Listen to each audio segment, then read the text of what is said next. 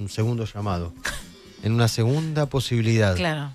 Lara, Acá ¿nos estoy. escuchás? Ahí Hola, está. ¿qué tal? Sí, ¿qué tal? ¿Cómo están? Los perdí. Bueno, yo te preguntaba si el gobierno entra en una segunda luna de miel, si tiene todas las condiciones para que le vaya bien, porque se alinearon los planetas. No sé si coincidís o no.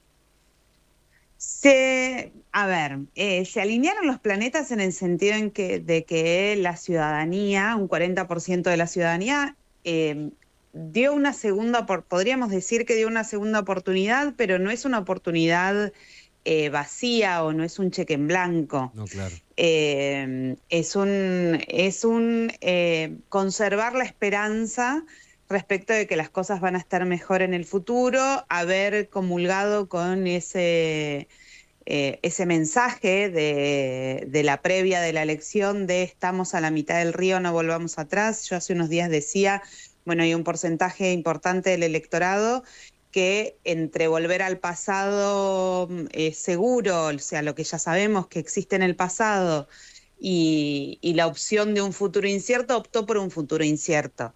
Pero también es cierto que ese cheque en blanco tiene algunas limitaciones que tienen que ver cómo quedó conformado el Congreso.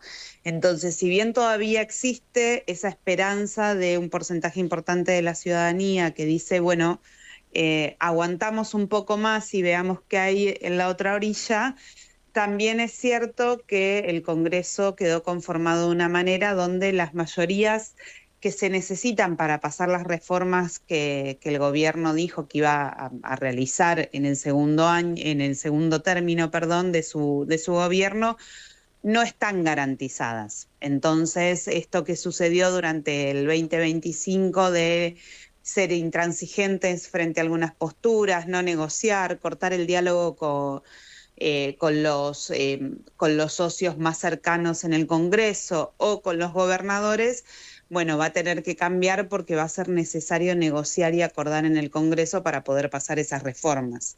Así que más que un cheque en blanco, yo diría que es una apuesta con una expectativa que va a tener que mostrar resultados en el próximo año, en 2026, porque aparte cuando le vamos a preguntar a la ciudadanía cómo percibe la situación actual, más del 50% la percibe como mala o muy mala. Entonces, hay una expectativa de una mejora en el futuro, especialmente de las condiciones materiales de las familias. ¿Por qué crees, después ya pasó una semana y media del triunfo de Javier Milei, por qué desde Management Unfit y vos en particular crees que sucedió este resultado? Y si es un fenómeno de América Latina que está girando hacia la derecha o es un fenómeno de un cierto tipo de liderazgo, porque leemos lo que pasó ayer en Nueva York y podríamos decir que es totalmente lo contrario. ¿Por qué pasó lo que pasó? Mira, creo que hay un cierto tipo de liderazgo que tiene que ver con primero capturar cuáles son los intereses de los nuevos electorados. Yo hace unos días decía el padrón, y esto lo venimos viendo desde mayo en Management Unfit, el padrón en la Argentina cambió, el electorado cambió, más del 50% en 2027 va a tener menos de 39 años. Hay una modificación en el mundo del trabajo y por lo tanto también en los intereses sobre cómo se construye la vida. Las formas de relacionarse cambiaron para esa generación. No solamente cambiaron las formas de relacionarse en términos afectivos, sino que también cambiaron en términos de relacionarse con el trabajo, con el estudio, con la profesión. Hay nuevos liderazgos que están capturando esto. Nosotros tenemos acá a las puertas del próximo año la propuesta de una reforma laboral del gobierno donde la dificultad de las oposiciones o de los viejos movimientos políticos es entender estos cambios. Y ahí hay nuevos liderazgos que los están entendiendo. Es cierto que estos nuevos liderazgos en su mayoría son nuevos liderazgos de derecha, de centro derecha. Y ahí tenemos a Trump, tenemos a Milei, tenemos a Vox en España, que entienden el cambio de época y proponen un futuro respecto de ese cambio de época. Y tenemos el liderazgo de, bueno, lo que sucedió, vos mencionabas bien, ayer en los Estados Unidos, en Nueva York. Entonces también no es solo ideológico, sino es más bien si estos nuevos líderes logran capturar con los mismos principios las nuevas dinámicas de la sociedad. Bueno, lo que pasó en Nueva York, por las dudas para el que está escuchando y no lo sabe, sí. es que ganó la elección, una especie de intendente, el alcalde de Nueva York va a ser la persona más joven en la historia, 34 años, una persona que se autoproclama como socialista, es musulmán, nació en Uganda, y ganó 50-41 y fue una persona que simboliza todo lo contrario a Donald Trump. Bueno, básicamente eso es lo que pasó. Se llama Zohran Mamdani, es el alcalde de Nueva York. Y su campaña la hizo a través de TikTok, Lara. Exacto.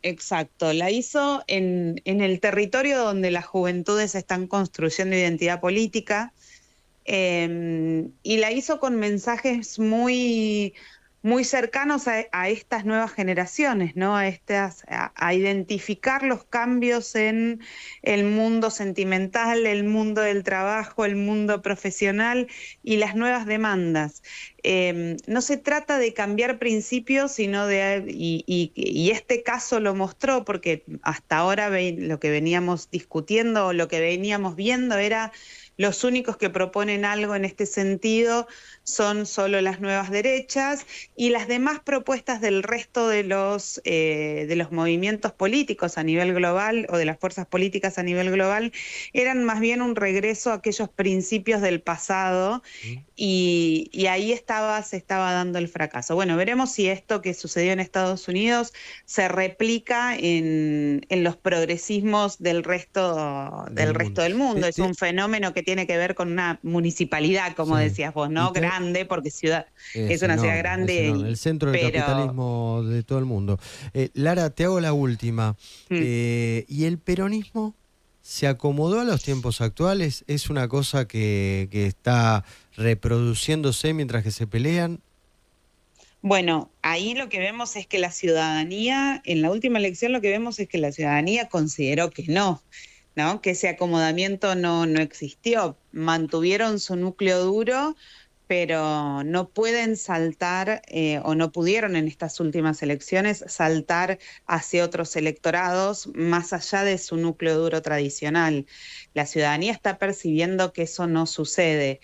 Y cuando nosotros queremos saber qué es lo que sucede con el peronismo o por ejemplo, ir a preguntar, ¿no? En una encuesta, bueno, si queremos preguntar por el dirigente del peronismo, no hay, tenemos que preguntar por 4 o 5 personas que tienen mayor o menor nivel de conocimiento, depende de qué lugar del país estemos preguntando.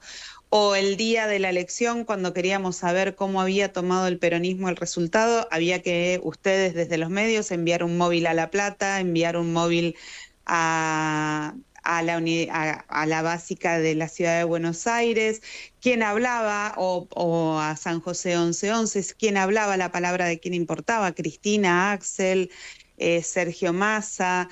Sin embargo, en el oficialismo había una sola persona que se estaba esperando su voz para saber qué había sucedido, que era el presidente de la Nación, y un solo lugar al que ir. Creo que eso marca la situación en la que están hoy todas no solamente el peronismo es la principal oposición hoy, porque Fuerza Patria va a ser el principal bloque en la Cámara de Diputados. Pero todas las oposiciones están en la misma situación. Pensemos que el radicalismo es el partido centenario y tiene bajísima, menos de 10 diputados propios en la Cámara de Diputados. Entonces, todas las oposiciones hoy están enfrentando un problema de renovación de liderazgos que veremos cómo cuaja, pero por el momento no parece tener solución en el horizonte. Gracias, Lara Goiburu, por esta comunicación. No, muchas gracias a ustedes y a disposición.